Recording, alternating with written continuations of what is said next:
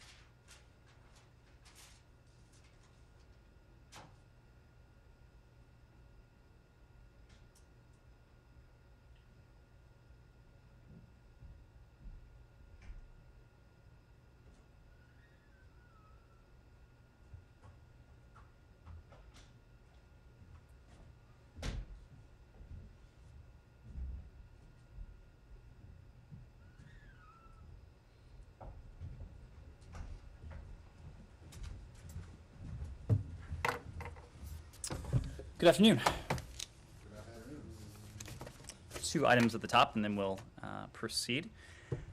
Over the past weekend, and even today, President Putin has continued to escalate his attack, hitting hospitals, schools, and residential buildings, pummeling infrastructure, and killing civilians, all while Ukrainian forces bravely continue to repel this siege. It becomes more evident every day that President Putin has gravely miscalculated. Now, 3 weeks into his unprovoked war against Ukraine, the Kremlin's forces remain stalled in many areas, and convoys have been unable to make significant progress. It is also clear that many brave people of conscience in Russia oppose the Kremlin's unjustified war, despite the unprecedented crackdown on dissenting voices. Ukraine's stiff resistance has slowed Putin's assault, and Ukraine's continued defense has stymied the Russian Federation's plan for an imperial-style land grab. There is a clear off-ramp for this conflict. President Putin must stop the violence, de-escalate, and choose the path of diplomacy. I also want to take a moment to reiterate our strong recommendation to U.S. citizens living in or traveling in Russia. You should depart immediately. This has been our recommendation for 10 days now, but I would note that our travel advisory has been at level 4, do not travel, since August of 2020. We have consistently messaged for weeks to U.S. citizens in Russia about the financial issues they may face, the danger in participating in protests, and the diminishing travel options, including flight options to depart.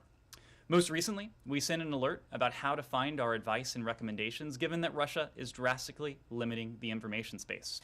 Our embassy in Moscow has a limited ability to assist U.S. citizens because of the Russian government actions to restrict our staffing there. Since August of 2021, we have been able to provide only emergency services to U.S. citizens. For all of these reasons and more, we urge U.S. citizens to depart Russia now.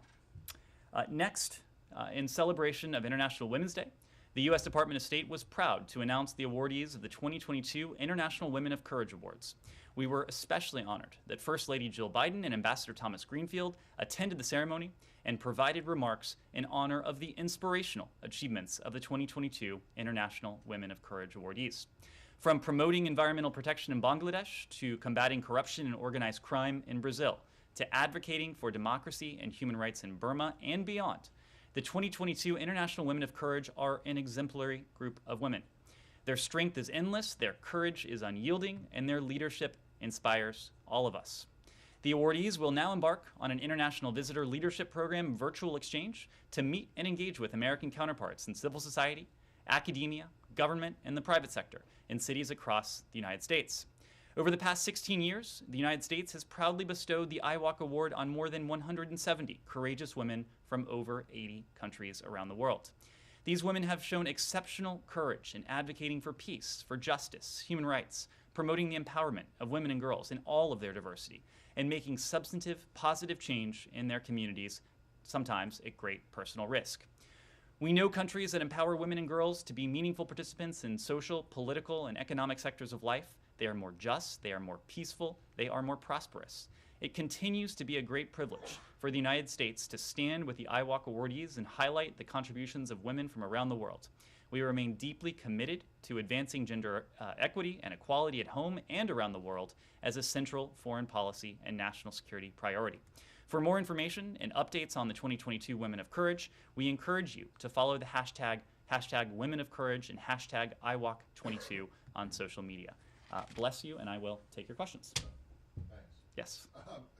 Just logistically, you said they're going to embark on a virtual tour. That's right. Is there going to be an actual physical tour? Knock on wood, COVID conditions permitting. That's correct. On Ukraine. Yes.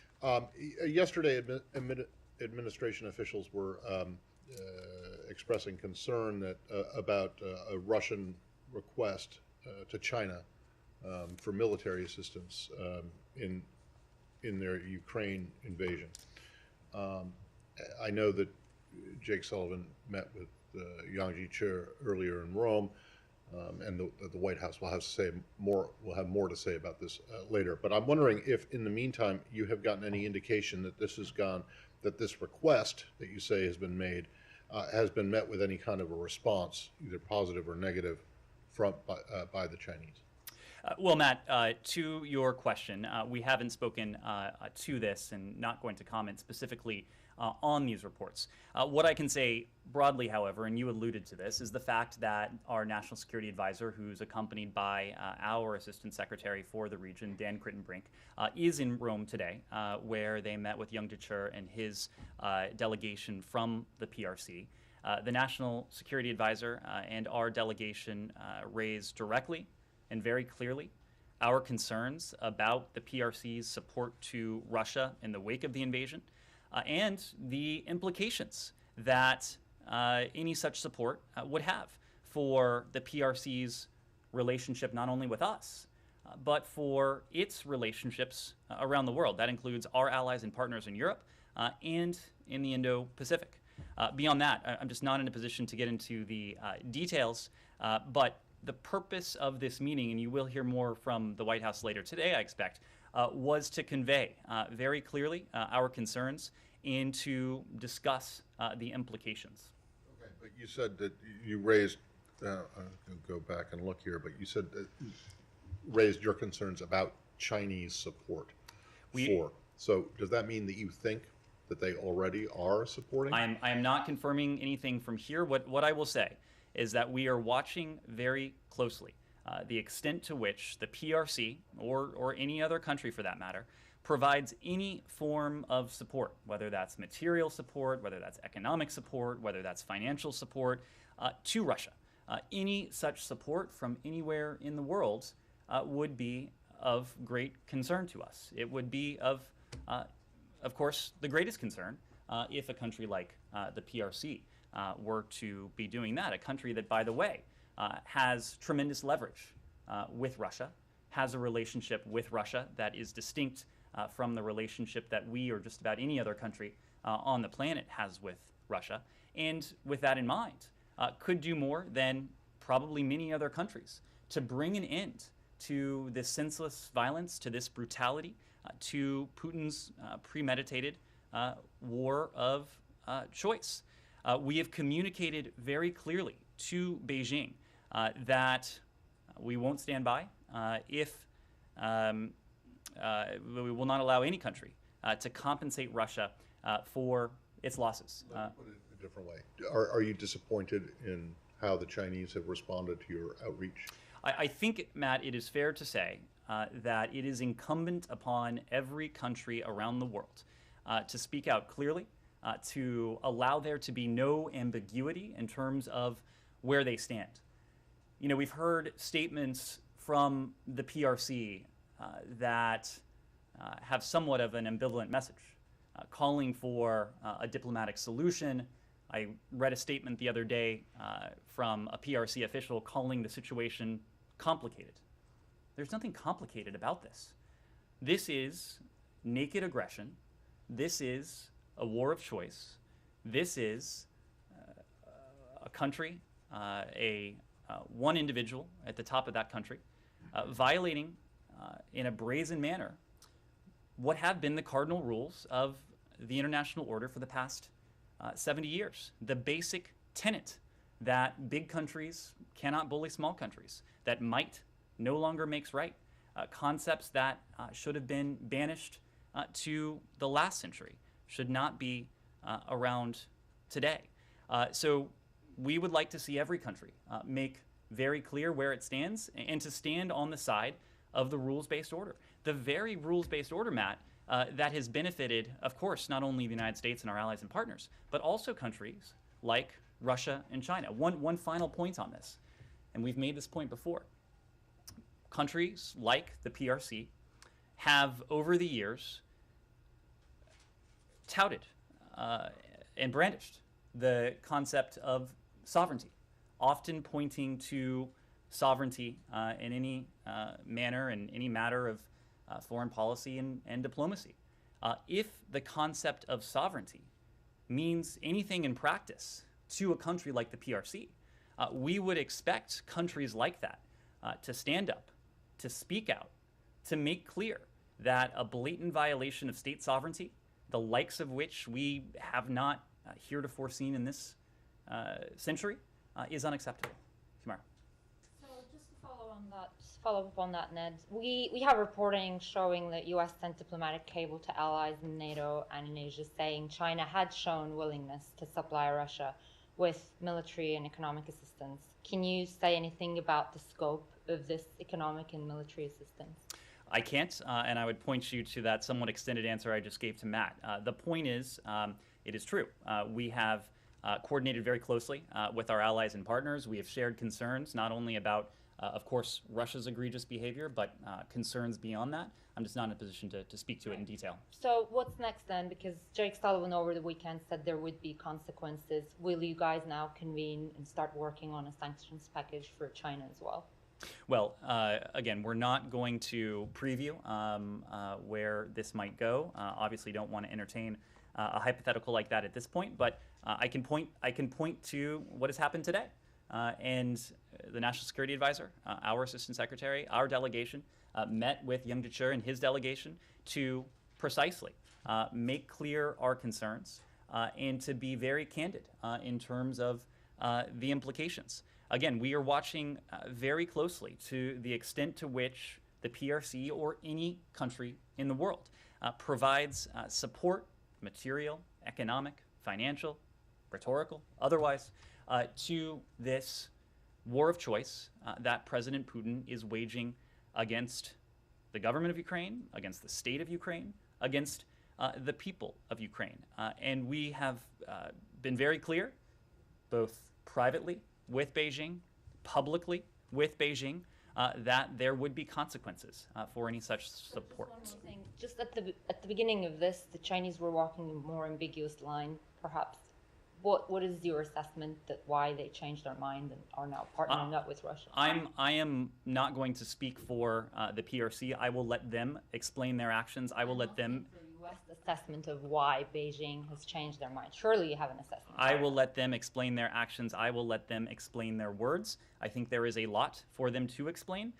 Look, I think the broader point is that we have seen the relationship between the PRC and Russia grow closer. This is not a phenomenon that has taken place over recent days or even recent weeks. This is a relationship that has grown closer over the course of many years now. And I think we saw an encapsulation of that with a 5,000-word communique that the two countries put out now a number of weeks ago. Without without going too deep into the analysis of the relationship of that two sovereign countries share, what I will say is that what does seem to unite them is a vision of the world that is in stark contrast to the vision that the United States and our allies and partners have not only built and promoted and defended, but the system that itself has advantaged countries like the PRC and Russia. This is a free and open rules-based order that has governed affairs between states for more than 70 years now. This is very clearly a case of two autocracies with a desire to see a world that is more closed, that is less open, that is less free, come together, in some ways joining forces. And we're watching very closely to determine the form that any such cooperation may take. Andrea. Ned, it seems hardly a coincidence that this is a pivotal moment in terms of Russia and Russia's finances.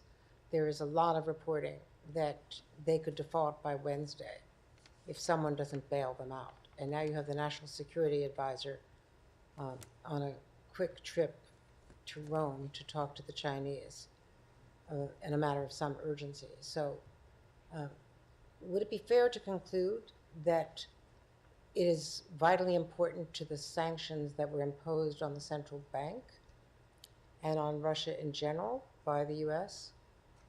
that you get an answer in the next, within 24 hours, within 48 hours from China, that this is a key moment in terms of potential financial support?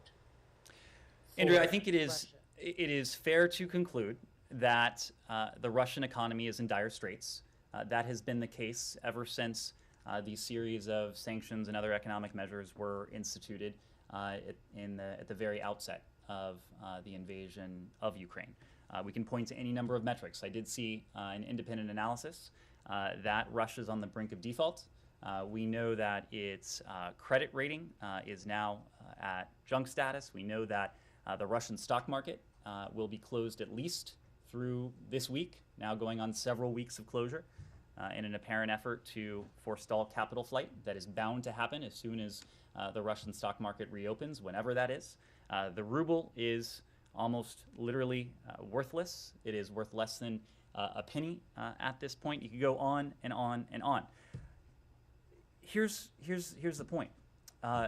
We've made very clear that any country that would seek to attempt to bail Russia out of this economic, financial morass will be met with consequences. We will ensure that no country is able to get away with such a thing. But here's the other point. No form of economic or financial support will be able to extricate Russia from the strategic morass that it has created for itself. Russia today, Russia going forward, is a much weaker country. It is a country that is in a strategically unenviable position because of the diplomatic isolation, the diplomatic rebuke, but also the economic costs and the export controls. The measures that we have put in place to see to it that Russia cannot import the inputs, key components it needs for its strategic ambitions in the world. That is not going to change. That will not change until and unless President Putin changes course. The export controls are a long-term issue for Russia. The collapse of its currency and lack of reserves to bail it out is precipitous.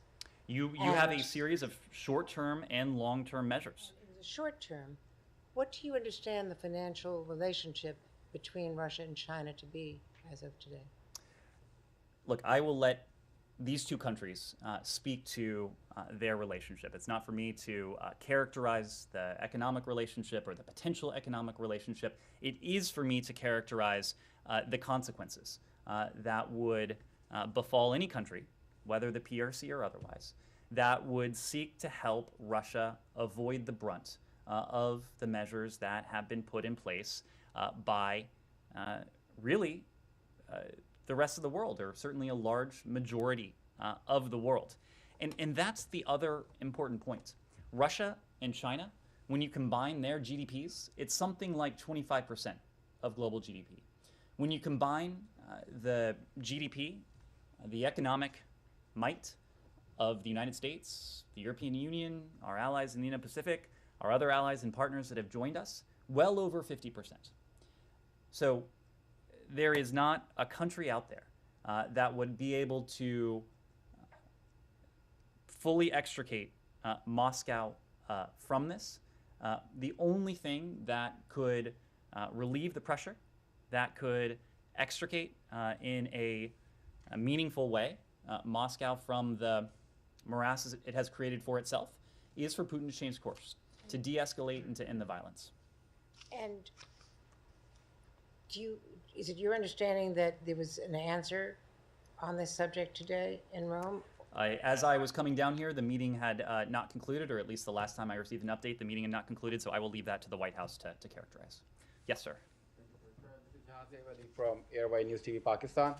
So it looks like that a few of the neighboring countries of Russia secretly supporting Russian aggression, like China, obviously, India, Pakistan, Iran, and some others rich Arab countries. So are you engaging with these countries that to change their stance on that? We are engaging with countries around the world, and we have done so from this building. I think you have probably noted that virtually every conversation the Secretary has, which you can glean from our readouts, he raises the issue of Russia and Ukraine. We are doing so intensively at our mission to the UN, and I think you saw the fruits of the efforts out of this building and the fruits of the efforts out of New York in the UN General Assembly vote the other day, where 141 countries came together, the majority of the world's countries, the overwhelming majority of the world's countries, to make clear that this sort of aggression would not stand, and that the vast majority of the world was on the side of the rules-based order that Putin is so blatantly violating, and standing very firmly against his actions. So, of course, we have had conversations with our partners in South Asia. We've had conversations with our partners in the Indo-Pacific, Middle East, Africa, around the world. A few days back, India confirmed that it had accidentally fired a supersonic nuclear-capable missile into Pakistan because of a technical issue, while Pakistan warned New Delhi of unpleasant consequences. So would you like to say something about that? Well, we have no indication, as you also heard from our Indian partners, that this incident was anything other than an accident. We refer you, of course, to the Indian Ministry of Defense for any follow-up. They issued a statement on March 9th to explain precisely what had happened. We don't have a comment beyond that. If we talk about the safety issue, this is not the first time we're hearing all this. A few months ago, there was an incident of uranium theft in India, and its citizens have been arrested while smuggling uranium. So have you ever raised concerns on this incident and talk about it during your diplomatic conversations in India? I'm not familiar with that particular incident. What I would say is that nuclear safety around the world, especially in countries, nuclear-armed countries, it is always a conversation that is ongoing. Yes, Nick? Iran? Sure. The Iranian Foreign Ministry today said the U.S. needs to make a decision on whether to revive the JCPOA. That mirrors the language from you on Friday, saying it was essentially ball was in the court of Moscow and Tehran. How would you define or describe the status of these negotiations today? And then did the missile attack over the weekend near Erbil, which the IRGC is taking credit for, affect the calculus of this at all?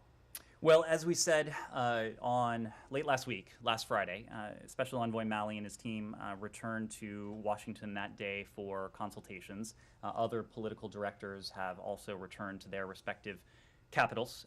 These are complex negotiations. We are at what could amount to something close to the finish line. But as we've said, there are a few outstanding issues. And when you near the finish line, the issues that are outstanding are by definition going to be the hardest issues there are. You've also heard in recent days, including from Josep Borrell, including from a statement that the E3 issued, that there are now some external factors that are weighing on where we are. You may have seen the statement from the E3, our French, our German, our British partners, that came out over the weekend. It said nobody should seek to exploit JCPOA negotiations to obtain assurances that are separate to the JCPOA. We would certainly endorse that statement. We continue to believe that it is profoundly in our national interest to see to it that Iran is permanently and verifiably barred from obtaining a nuclear weapon. We've heard from our European allies that they are squarely with us. Of course, it does not stand to reason that it would benefit the PRC or Russia, for that matter, if Iran were in a position to acquire a nuclear weapon. Much to the contrary. When it comes to what we saw over the weekend, let me just say first that the Secretary had an opportunity to speak yesterday to Prime Minister Khatami and to Iraqi Kurdistan Prime Minister Mansour Barzani. He shared his outrage and condemnation at the Iranian missile attack near Erbil. These were attacks that were attacks against the sovereign state of Iraq. These were clear violations of Iraq's sovereignty.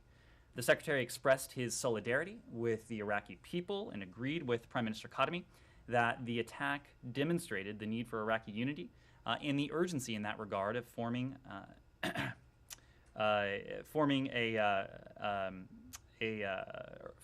government accountable to the Iraqi people that protects Iraq's territorial integrity. He also conveyed our commitment to working with the Iraqi government and others in the region to hold Iran accountable, working with the Iraqi government to do so. This incident is being investigated by Iraqi security forces. We would refer you to them for further comment.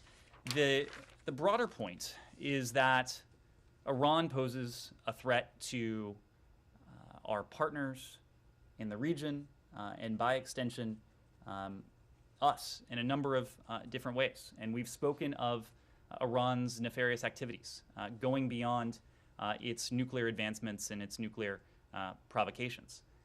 We have seen Iran, of course, fund proxies in the region, fund terrorist groups, engaged in malicious cyber activity. But the basic point is that Iran would be able to do all of these things and potentially more with far greater impunity if it were not verifiably and permanently constrained from obtaining a nuclear weapon. So our focus on seeing to it that Iran can never obtain a nuclear weapon, that is not something we are going to walk away from. We are committed, President Biden is committed to seeing to it that Iran can never obtain a nuclear weapon. Yes, Vivian. I have a Ukraine question, but I actually wanted to follow up on that first. So how optimistic are you? You mentioned these external interests and external factors. How optimistic are you that some of those, namely Russia's interest in trade with Iran, going to be resolved in the coming days and that won't completely derail talks?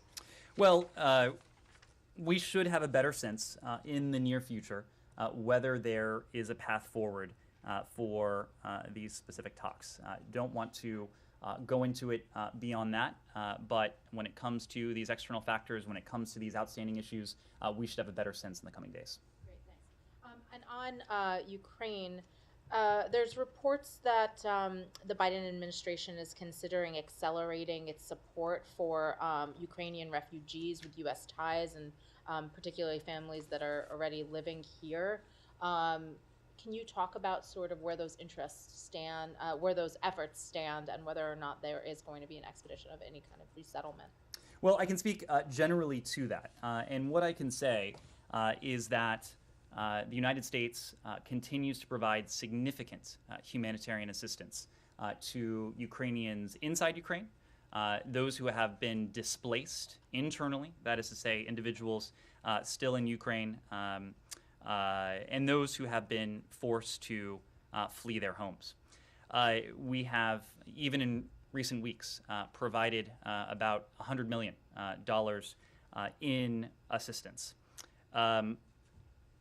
We also know, and we saw this ourselves when we were traveling in Poland, especially in Poland last week, that a number of countries bordering Ukraine have demonstrated tremendous generosity in opening their communities and opening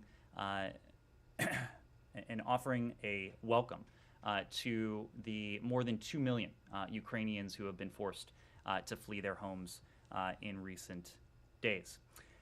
It's true that there are many of these Ukrainian refugees have families, have family, have loved ones who are in neighboring countries.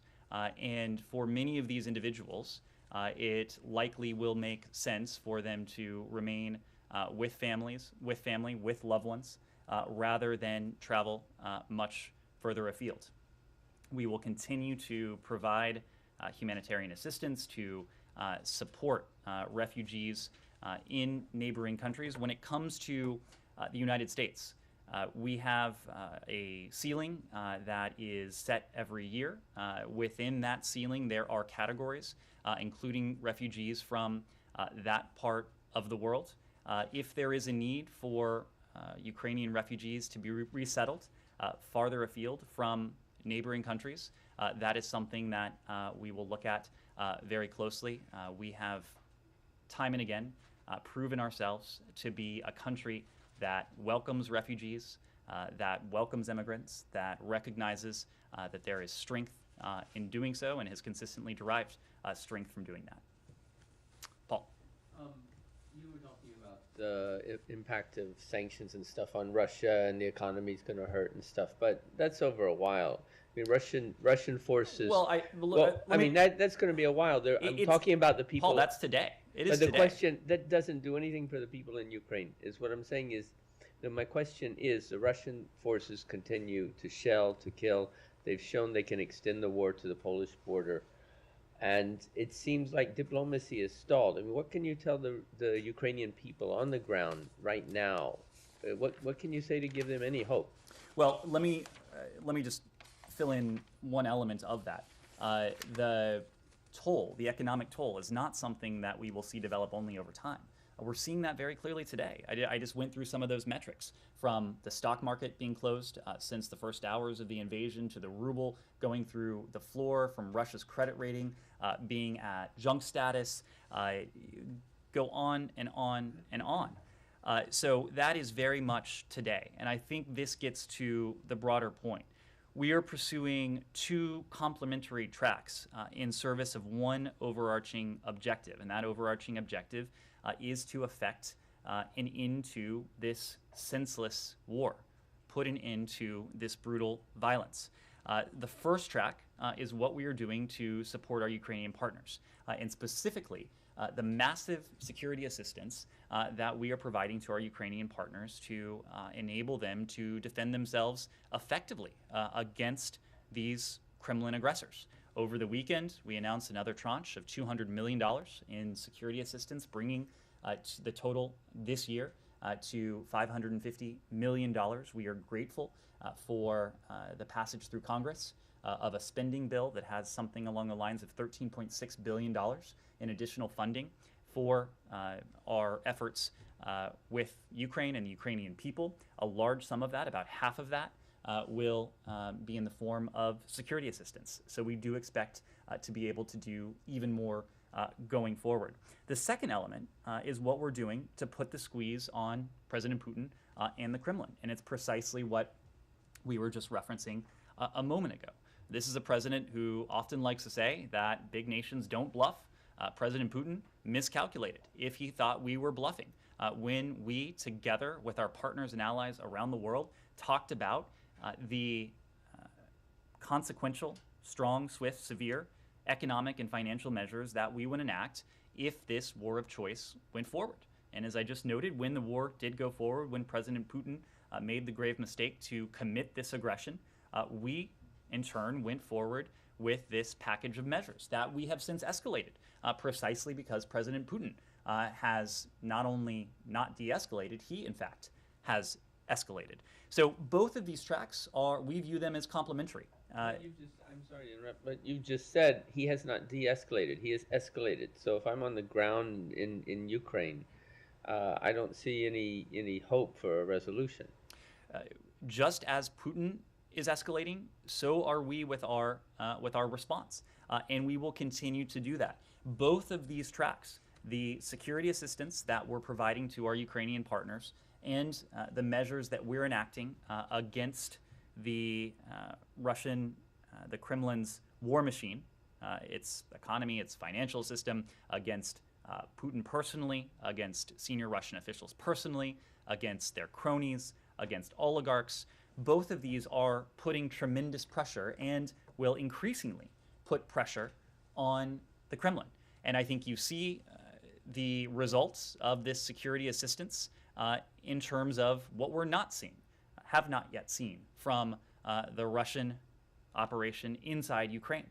This is now day 19, I believe, of this war in Ukraine.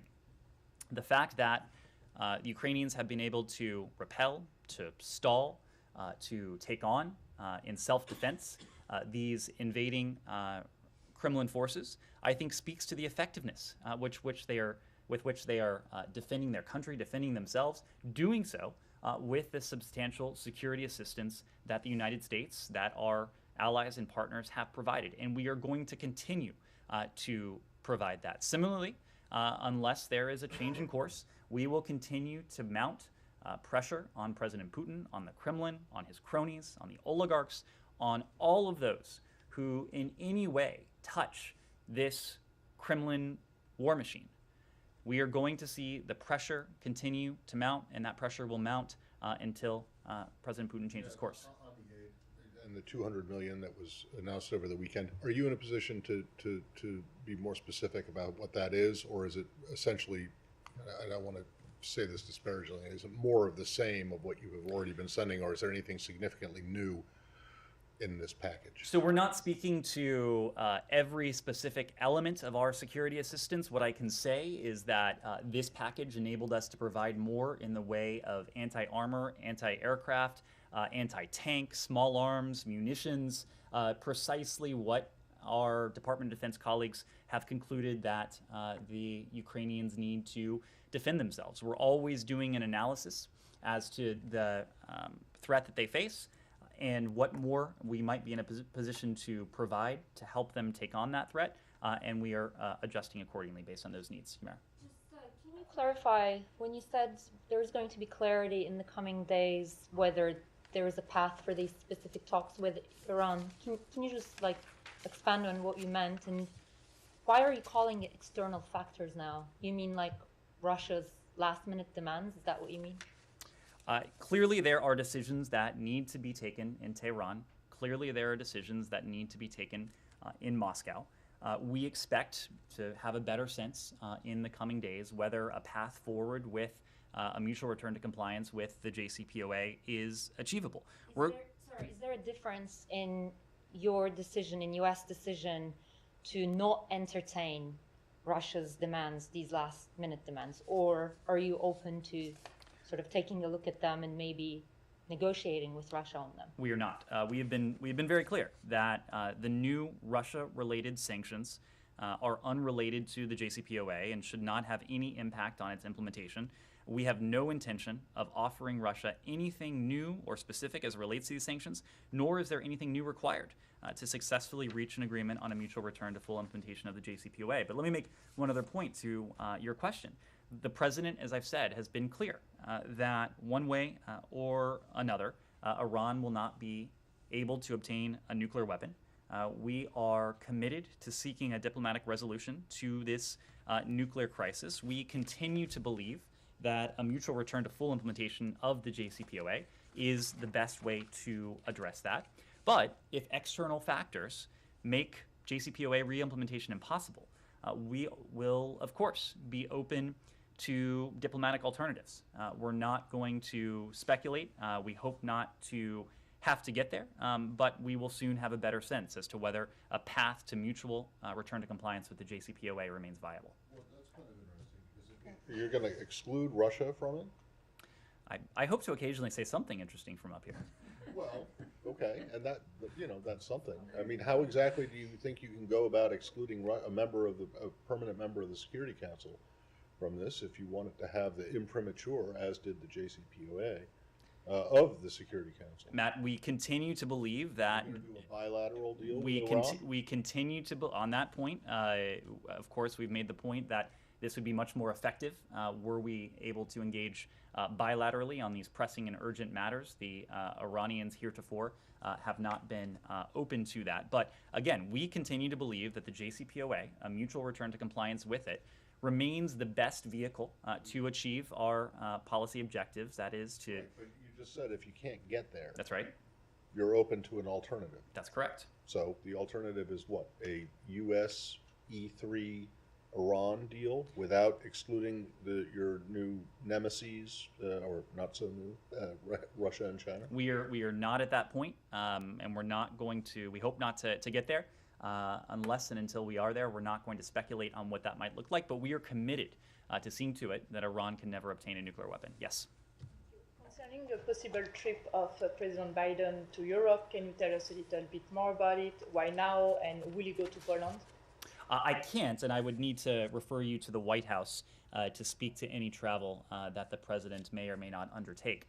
What I will say, however, and the same is true of this building, Secretary Blinken, Deputy Secretary Sherman, Toria Nuland, and others, that we have been in constant consultation and coordination with our allies and partners around the world. Some weeks ago, we pointed to a couple hundred engagements that we had with allies and partners around the world.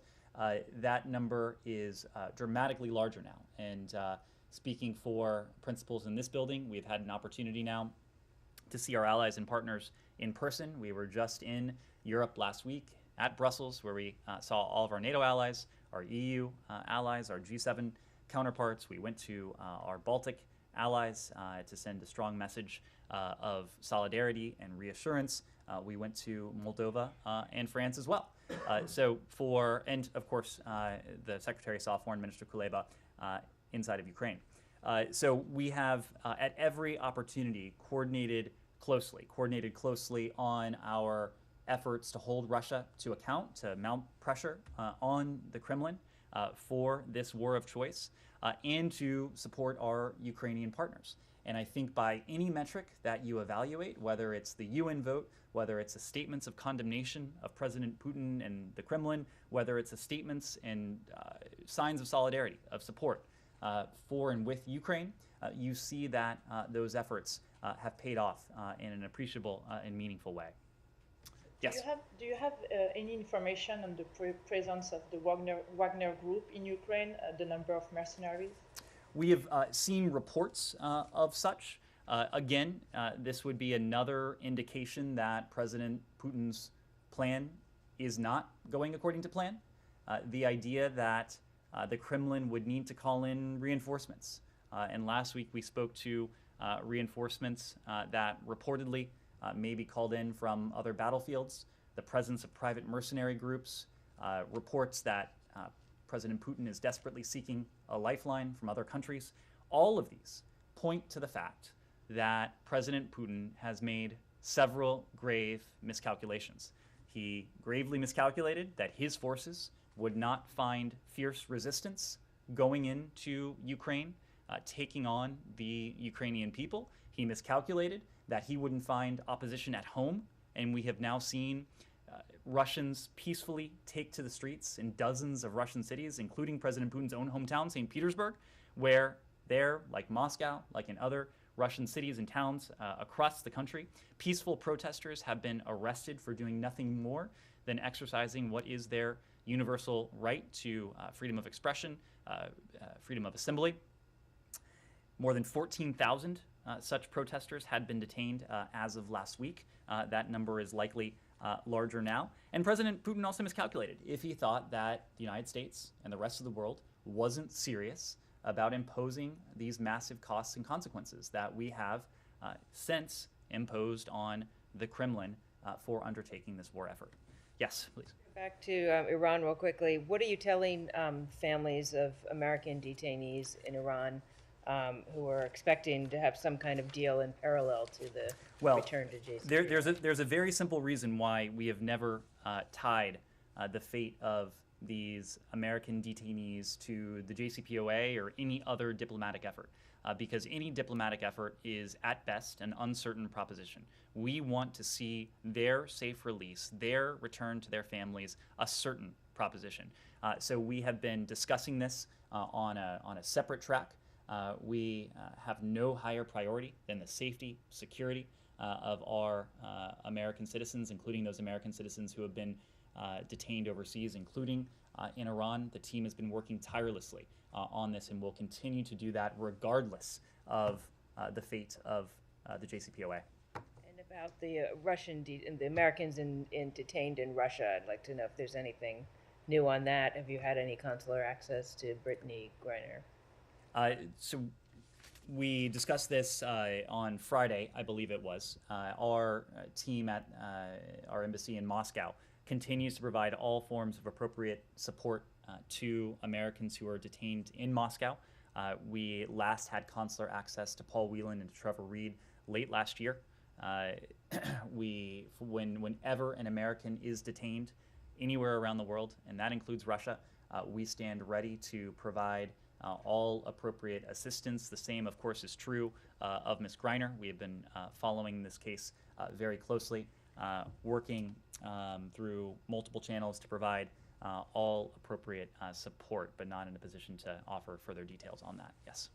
On Saturday, Saudi Arabia carried out a mass execution of 81 people, drawing condemnation from rights groups. Does the United States also condemn the executions? Well, we've seen these reports that Saudi Arabia executed 81 people on March 12th. We continue to raise with Saudi Arabia the need to ensure fair trial guarantees, freedom from arbitrary and extrajudicial detention, transparency, the rule of law, and freedom of religion and belief. Well, that's it?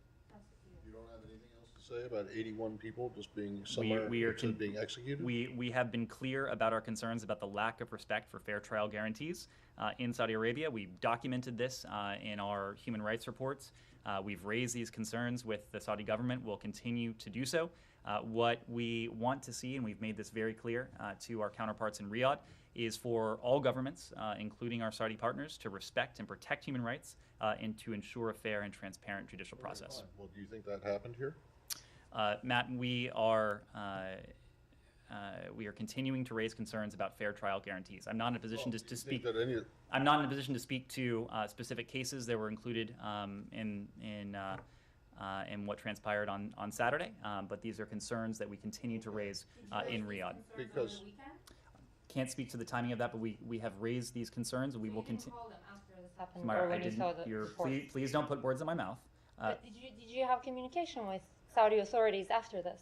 We are in touch with our Saudi partners on a daily basis. We raise these concerns, and we will continue to do so. Right, but I mean, this administration began with this, kind of rejection of the previous administration's quote unquote, some people call quote unquote kid gloves treatment of Saudi Arabia, said you're going to put human rights at the fore. Now, it's one thing if you don't think that there's an issue with the mass execution of 81 people over the weekend. In the category of not putting words in my mouth, I did not say that. I know. I'm saying it's one thing if you don't think that is an issue. But if you do think that it's an issue, why aren't you coming out more forcefully and talking about it? We are talking about it, and I just spoke of our... You talked about fair trial guarantees and that kind of thing, but you didn't say anything about the executions and whether you thought that they were... We're talking about... I offered that in the context of the question about the 81 executions that took place on Saturday. Right. These are concerns that we have expressed very clearly to our Saudi partners. They know that for... Well, do they know that you think that you have concerns about the mass execution of 81 people? Matt, they are well aware of our concerns. About this? Okay. They are well aware of our concerns. How do you know they are well aware? Like, was there any kind of communication after this happened? Humaira, we are in daily communication with our Saudi partners. If you guys are really worried about this, then why wasn't there any communication?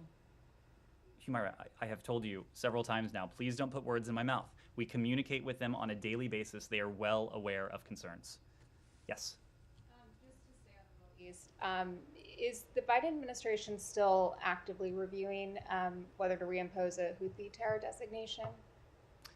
This is a process that does remain under review. You heard that from the president a number of weeks ago.